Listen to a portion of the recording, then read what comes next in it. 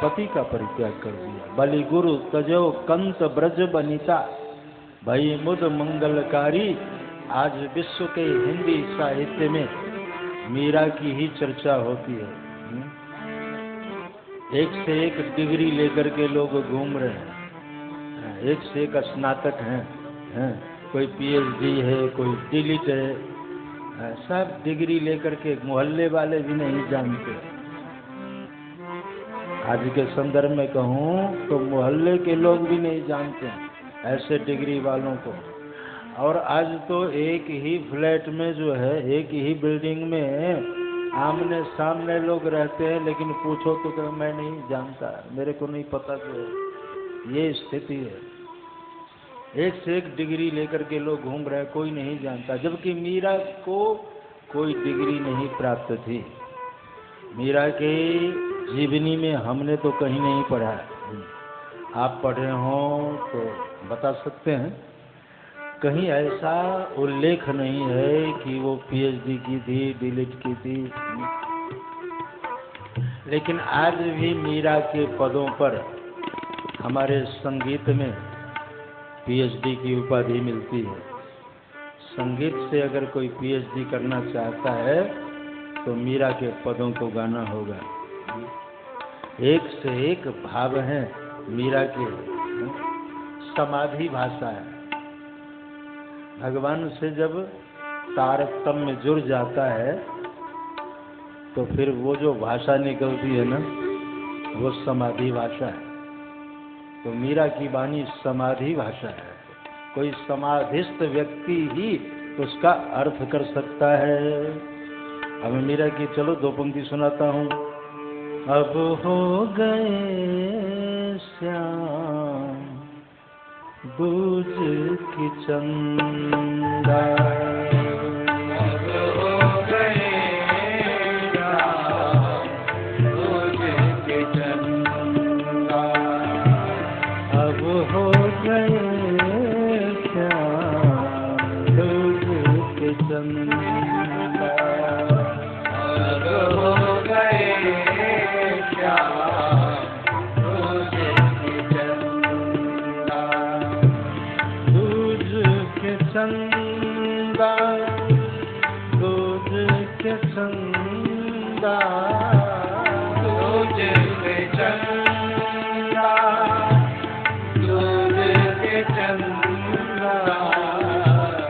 अब हो गए दूज के चंदा, अब हो गए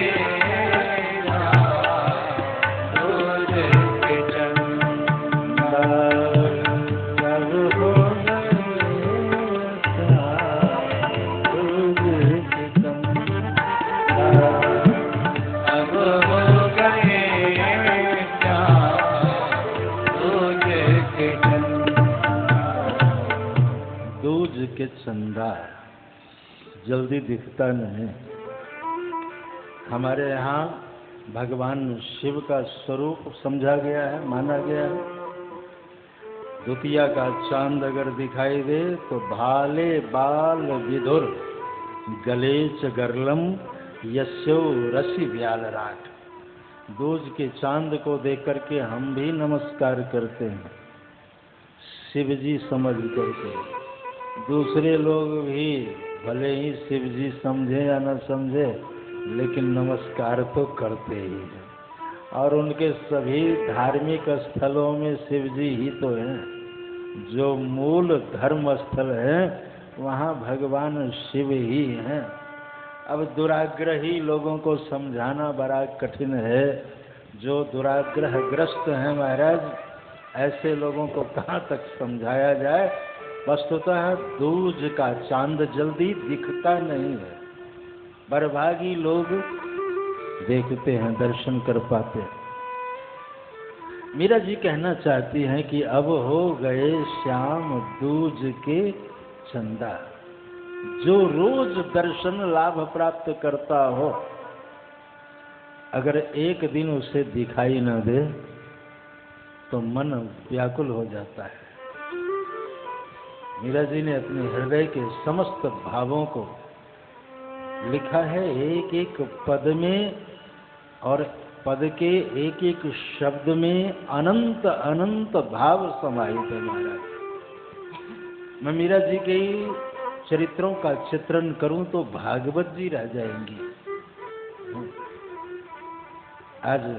आज ही नहीं, जब तक ये पृथ्वी रहेगी, ये आकाश रहेंगे, ये नदियां रहेंगी, ये पर्वत रहेंगे, मीरा जी के चरित्रों का गान होता रहेगा, गोपियों के चरित्रों का गान होता रहेगा, सीधी सादी बोली वाली गाँव की। और आज अमर हो गई। हम लोग इतनी शिक्षा प्राप्त करने के बाद भी जो लाभ लेना चाहिए उस लाभ से वंचित हैं। क्यों? क्योंकि हम अपनी बुद्धि लगाते हैं, हर जगह बुद्धि का प्रयोग करते हैं, हर जगह चतुराई दिखाने की चेष्टा करते हैं, जबकि भगवान चतुराई के विषय नहीं है। मन बच क्रम बानी छारी सयानी, ये चतुराई एक किनारे करके, सयानापन एक किनारे करके, शरण सकल सुर योथा, जब शरणागति ग्रहण करे, समग्र रूप से समर्पण ही ईश्वर प्राप्ति का मार्ग है। मीरा जी के जीवन में क्या था? समर्पण था। मीरा जी का समर्पण आपको याद होगा। मीरा जी ने एक पद में समर्पण की बात कही है कि जाके सिर मोर मुकुट मेरो पति सोई, मेरो तो गिरधर गोपाल दूसरो न कोई। यह है समर्पण, ये मीरा जी का समर्पण है। और समग्र रूप से समर्पण ही ईश्वर प्राप्ति का मार्ग है। समर्पण क्या? मेरा मुझ में कुछ नहीं, जो कुछ है सो तोर, तेरा तुझको सौंपया क्या लागत है। अपना क्या है? अपना शरीर भी नहीं। जिस शरीर से हम कई तरह की बातें किया करते हैं, वो शरीर भी अपना नहीं है। अभी है, एक मिनट बाद नहीं है, कोई भरोसा है। चल रहे हैं, पांव फिसल गया, मौत को तो कोई ना कोई बहाना चाहिए। पांव फिसल गया, टिकट कट गया, बैठे हैं लुढ़क गए। एक श्वास का ही तो खेल है, सारा खेल श्वासों का है। और भगवान ने कितनी सुंदर व्यवस्था कर रखी है। आपके पास उपकरण है। आजकल मैं जानता हूँ सबके पास उपकरण है, चाहे देवी हो, देवता हो, बच्चा हो, वयस्क हो, वृद्ध हो, ज्ञान वृद्ध हो, ऐसा कोई नहीं जिसके पास फोन न हो। और कथा में अगर लाएं तो या तो साइलेंट मोड पर लगा के रखें या वाइब्रेट, क्योंकि ये आपको कथा सुनने नहीं देगा। आजकल कोई भी काम करने नहीं देगा। लोगों के पास समय बहुत है, लेकिन समय का उपयोग जो होना चाहिए वो नहीं हो रहा है। माता पिता भी दुखी रहते हैं, माता पिता दुखी रहते हैं, वो झल्लाते रहते हैं, भिंडाते रहते हैं, और वो अपना लगा हुआ है। ये ऐसा उपकरण है कि आपको चैन से बैठने नहीं देगा, कोई भी काम करने नहीं देता है महाराज। सबके पास है और सभी लोग उसमें लगे रहते हैं। कथा में उपकरण की बात आई है। मैं नहीं कहता कि मेरे पास नहीं है, मेरे पास भी है, लेकिन हम अपनी ड्यूटी में हैं, यहाँ लेकर के थोड़े आए हैं। अब हम यहाँ बैठे और अब उसको जो है बैठ करके प्ले करते रहे तो कथा क्या सुनाएंगे। भगवान के प्रति समर्पित उस उपकरण को भी चार्जिंग में लगाना होता है। भाई दिन भर उससे काम लोगे तो बैटरी उसकी ख़त्म हो जाएगी, उसके बाद चार्जिंग में लगाना पड़ेगा। फिर उसे चार्ज करो, उसके बाद उससे काम करो। लेकिन परमात्मा ने इस बैटरी को कैसे लगाया है, एक ही साथ इतना पावर दे करके भेज दिया है। मेरे ख्याल से इतना पावरफुल तो कोई नेट भी नहीं होगा। जितना पावर ईश्वर ने दे करके इसको चार्ज करके भेज दिया है, 100 साल, 125 साल तक अगर सेव रखे, हाँ ठीक ढंग से संयम नियम से चले तो 100-125 भी पार कर सकते हैं। और ज्यादा अगर काम लिया इससे तो फिर 60-70 तक ही टिकट कट जाता है। आज के संदर्भ में कहूँ, अगर 100 साल कोई पूरा कर ले, शतक लगा ले, तो समझना चाहिए कि वो बड़ भागी है, उसने शतक लगा लिया। आज भी हमारे पूज्य गुरुदेव जो हैं शतक लगा चुके हैं। बोलिए श्री सद्गुरुदेव भगवान की। 100 साल की अवस्था मेरे गुरुदेव की हो गई है और अब भी बोलते हैं तो बिना माइक के, जहाँ गोविंद बैठा है वहाँ तक आवाज पहुँचाएंगे बिना माइक के। महाराज जी हमारे, हाँ ऐसे नाद स्वर है।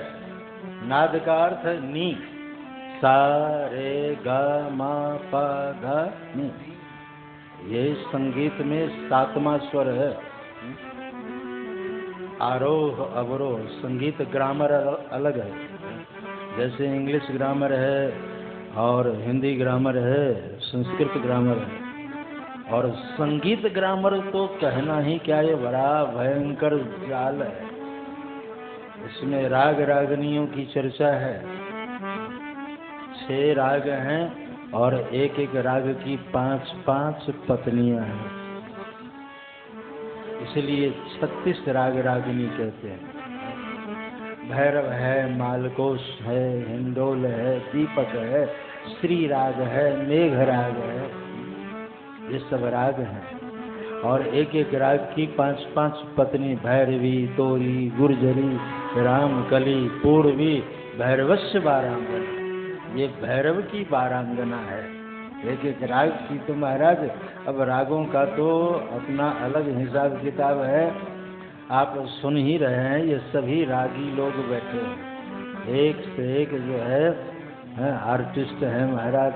अपने राम तो शामिल बाजा, जब ये स्वर लेते हैं बजाते हैं तो मैं उसमें मिलने की चेष्टा करता हूँ, क्योंकि मिले सुर मेरा तुम्हारा तो सुर बने हमारा। तो मेरे कहने का तात्पर्य है कि भगवान ने कितनी ऊंची व्यवस्था की है, एक बार ही चार्जिंग करके भेज दिया है संसार में। और आप इस उपकरण का उपयोग करो। जिसने व्यवस्था बनाई है, जिसकी कृपा से हम बोलते हैं, जिसकी कृपा से हम चलते हैं, जिसकी कृपा से हम देखते हैं, हर जगह कृपा ही कृपा है। सब कुछ है आपके पास, और मान लो आँखों का स्विच ऑफ कर दे परमात्मा, देख ही नहीं पाओगे, कुछ दिखेगा ही नहीं। रोज आप देखते हैं घटनाएं घटती रहती है, जो आपसे गले मिलता है और सामने अगले ही क्षण पता चलता है कि उसके आँखों की ज्योति समाप्त हो गई। अब वो देख नहीं सकता, अब उसका हाथ उठ नहीं सकता, अब उसके पांव जो है निष्क्रिय हो गए हैं। समझना चाहिए भगवान ने स्विच ऑफ कर दिया। इसलिए भगवान की कृपा का हर पल अनुभव करें। जो भगवान के चरणों में अपने आप को समर्पित कर देता है, भगवान उसकी व्यवस्था संभालते रहते हैं। भगवान का उपकरण है शरीर। क्या है ये भी, इसको भी एक मोबाइल ही समझ लो ना, कंप्यूटर समझ लो। शरीर, कंप्यूटर भी तो यही चलाता है, मोबाइल भी तो यही चलाता है। तो ईश्वर ने ये कंप्यूटर दिया है, जिस कंपनी का लिए हो अगर उस कंपनी को वापस कर दो तो कंपनी वाला थोड़ा खुश भी होगा कि चलो ये जैसा दिया था वैसा वापस कर दिया। अगर तोड़ फोड़ के वापस करो तो नहीं लेगा। हाँ? इसलिए इतना सुंदर शरीर दिया है परमात्मा ने। इस शरीर की व्यवस्था समझ करके भगवान के चरणों में अपने आप को समर्पित कर देना। मीरा जी का समर्पण है, जाके सिर मोर मुकुट मेरो पति सोई, मेरो तो गिरधर गोपाल और दूसरो न कोई। तो जब गोस्वामी तुलसीदास जी का जवाब मिला, पत्र मिला, तो मीरा जी ने उस दिन से भगवान के चरणों में अपने आप को पूर्ण रूप से समर्पित किया। घर के लोगों ने चाहे यातना देने की चेष्टा की, लेकिन मीरा जी के ऊपर कोई असर ही नहीं होता था, क्योंकि वो तो मूल रूप से भगवान की थी। तो जिसका मन भगवान में लग गया वो भला किसी के रोकने से क्या रोके। कहा मैंने श्याम से कर ली है प्यार, हमें कोई रोके ना। मैंने श्याम से कर ली है प्यार, हमें कोई रोके ना। मैं तो चली प्रभु के द्वार, हमें कोई रोके ना।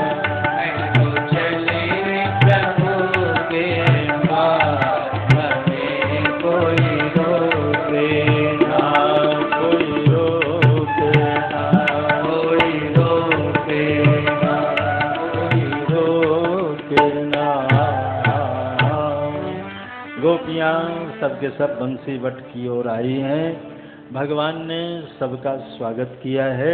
स्वागतम वो महाभागा प्रियंकिं करवाणी वह। देवियों आपका स्वागत है, लेकिन रजन्येषा घोर रूपा घोर सत्व निषेविता, इस घोर रात्रि में अपने बाल बच्चों को छोड़ करके और अपने पति को छोड़ करके यहाँ पर आप आई हैं, ये अच्छी बात नहीं है। आप सबके सब वापस चली जाएं। गोपियां रो पड़ी, क्योंकि संत भी परीक्षा लेते हैं, भगवंत भी परीक्षा लेते हैं। नहीं तो संसारियों का क्या भरोसा। घर में हुआ खटपट तो चल बाबा के मठ पर, जहाँ झगड़ा झंझट हुआ थैला उठाए और चल पड़े आश्रम की ओर। और बाबा जी ने बताया काम तो कह दिया हम तो रमते राम, जहाँ से आए हैं फिर वही वापस जा रहे हैं। तो महात्मा लोग भी परीक्षा लेते हैं और भगवान भी परीक्षा लेते हैं। भगवान ने सभी गोपियों की परीक्षा ली। गोपियाँ पूर्ण रूप से समर्पित थी भगवान के चरणों में। गोपियों ने कहा महाराज हमें तो ये जानकारी थी कि जो सबको ठुकरा करके आपके चरणों का आश्रय लेता है आप उसी को स्वीकार करते हैं, लेकिन आज मैं क्या देख रही हूँ। मैवम विभोरहति भवान गदितुम नृशंसम संत्यज्य सर्व विषयांस्तपादमूलम भक्ता भजस्व दुर्वग्रहमात जास्मान देवो यथादि पुरुषो भजते मुमुक्षुन। रासलीला का सार सर्वस्व इस श्लोक में है।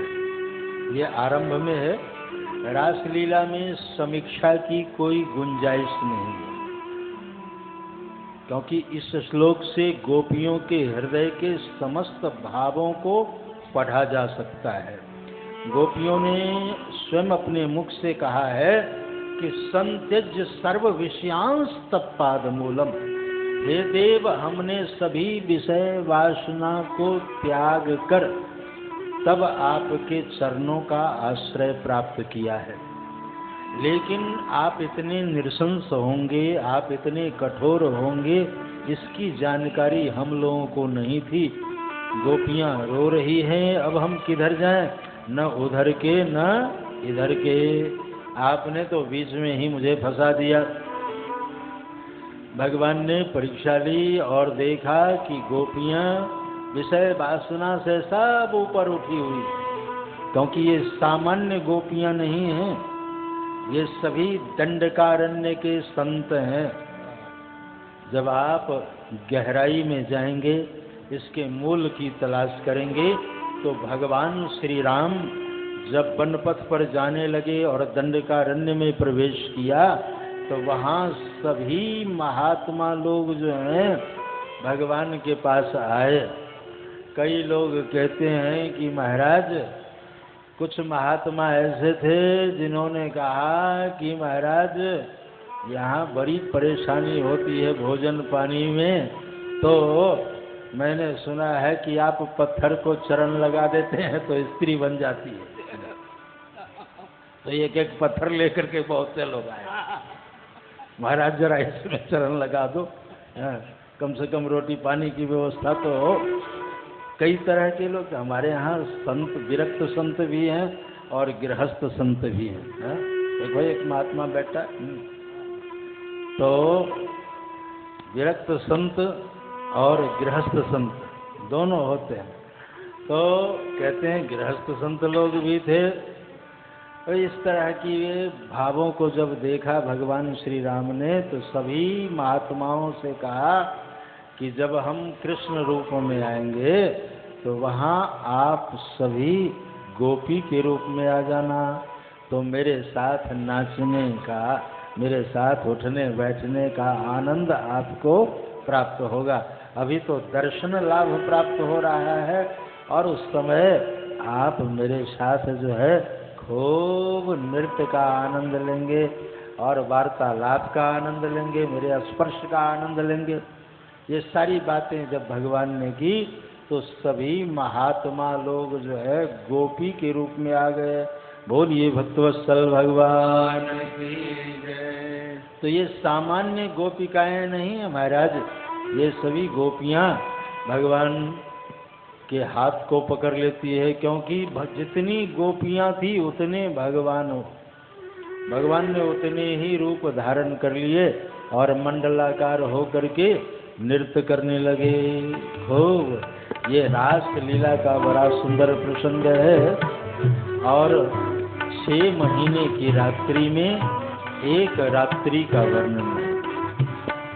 भागवत में सिर्फ एक रात्रि के लीला का वर्णन है, 5 अध्याय है। खूब मंडलाकार होकर के नृत्य होने लगा और रास लीला देखने के लिए सब के सब चल पड़ी वहाँ से देवियाँ। भगवान शिव जी का ध्यान उच्चाटित हुआ, क्योंकि पार्वती जी को जाते हुए देखा। कहा देवी कहाँ जा रही हो? कहा रास लीला देख रही।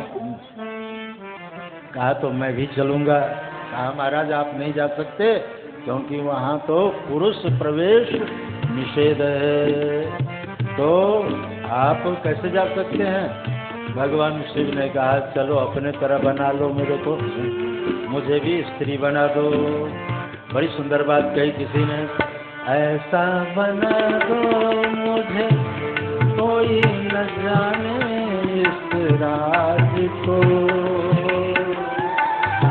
ऐसा बना दो मुझे कोई न जाने इस राज को। मैं हूँ सहेली तेरी ऐसा बताना ब्रजराज को,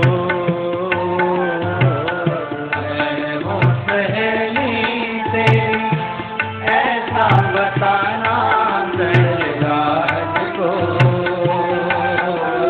बंधा के जूरा पहन के सारी चाल चले मतवाले गोकुल में आ गए, गोकुल में आ गए।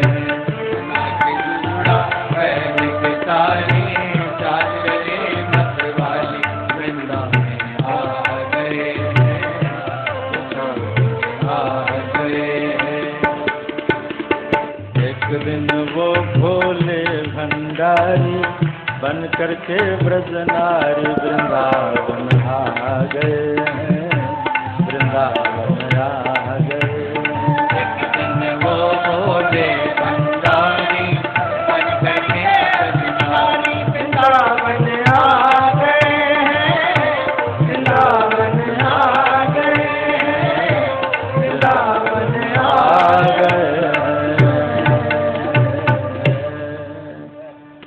भगवान भूत भावन ठाठ बाट से गोपी वेश बनाए हैं और श्री धाम वृंदावन आए। लेकिन दूर से ही भगवान समझ गए, अंतर्यामी को पता था। विश्व मोहिनी बंसी उठाई, दूर से ही देखा कान्हा समझ गए इस राज को। देखा कान्हा समझ गया है इस राज को। ऐसी बजाई बंसी सुध बुध भोले भोलेनाथ ने। ऐसी बजाई बंसी सुध बुध भोले भोलेनाथ ने। सर से खिसक गई जब सारी शर्माए त्रिपुरारी वृंदावन आ गए, वृंदावन आ गए। एक दिन वो बोले बंजारी व्रत के ब्रजवासी वृंदावन आ गए, वृंदावन आ गए, वृंदावन आ गए। बोलिए शंकर भगवान की जय। भगवान ने अपनी विश्व मोहिनी बंसी बजाई और बंसी की धुन सुनते ही भगवान भूत भावन मगन हो गए। हाँ महाराज, साज की आवाज, साज और आवाज हमने आपको सुनाया था। शायद याद हो कि भगवान कृपा करते हैं तो किसी को गीत देता हूँ, किसी को साज देता हूँ, बहुत खुश हो गया जिस पर उसे सब राज देता हूँ।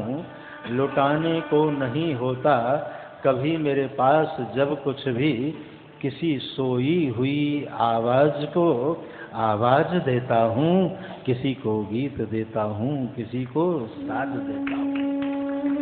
तो भगवान की कृपा जिसके ऊपर होती है उसी को किसी को साज देते हैं, किसी को आवाज देते हैं। और साज भी तुम आवाज भी तुम, कहीं पर साज भी देते हैं और आवाज भी देते हैं। सारे संजोग बन जाता है कहीं कहीं महाराज। तो भगवान शंकर से बढ़ कर के नृत्य करने वाला और कोई नहीं। भगवान शंकर जी का एक नाम है नटराज। भगवान शंकर जी का एक नाम क्या है? नटराज। नृत्या वेश में ही व्याकरण शास्त्र की उत्पत्ति है हमारे यहाँ। नृत्यावसाने नटराज राजो ननाद ढक्काम नव पंचवारम। 14 बार डमरू बजाई, 14 सूत्र निकला। जिन 14 सूत्र के ऊपर, ये संस्कृत ग्रामर है, व्याकरण शास्त्र है। तो भगवान शिव के नृत्यावेश में ही ये शास्त्र उत्पन्न हुए। तो नटराज हैं, लेकिन भगवान शंकर से भी बढ़िया नाचने वाले कौन हैं? नटवर बपु। भगवान श्री कृष्ण का नाम नटवर बपु है। नटराज एक तो नटराज है और एक नटवर बपु। तो खड़े होते हैं तभी लोगों को लगता है कि नाच रहे हैं। भगवान शंकर तो ताल मृदंग वगैरह बजे तब नृत्याकार स्वरूप होता है, और इनका तो सहज है। 3 जगह से टेढ़े, गले से टेढ़े, कमर से टेढ़े, पाँव से टेढ़े, जहाँ भी दर्शन करो बस नृत्याकार रूप में ही लगता है जैसे हमेशा नाचते ही रहे हो। एक ब्रजवासी तो कहते हैं, ब्रजवासियों का तो फिर कहना क्या, एक ब्रजवासी बोल उठा कि ये जब से पैदा हुआ नाचता ही है। ये इसी रूप में पैदा हुआ, नृत्याकार रूप में ही पैदा। अब भगवान के आगे कोई टेढ़ापन क्या दिखाए, क्योंकि उनका नाम ही है बांके बिहारी। बोलिए बांके बिहारी लाल की जय। बांके कहते हैं टेढ़े को। भगवान के आगे किसी का टेढ़ापन नहीं चलता, वो टेढ़ों के भी टेढ़े हैं। अब वैसी बजाई बंसी, भोलेनाथ अपना शुद्ध बुद्ध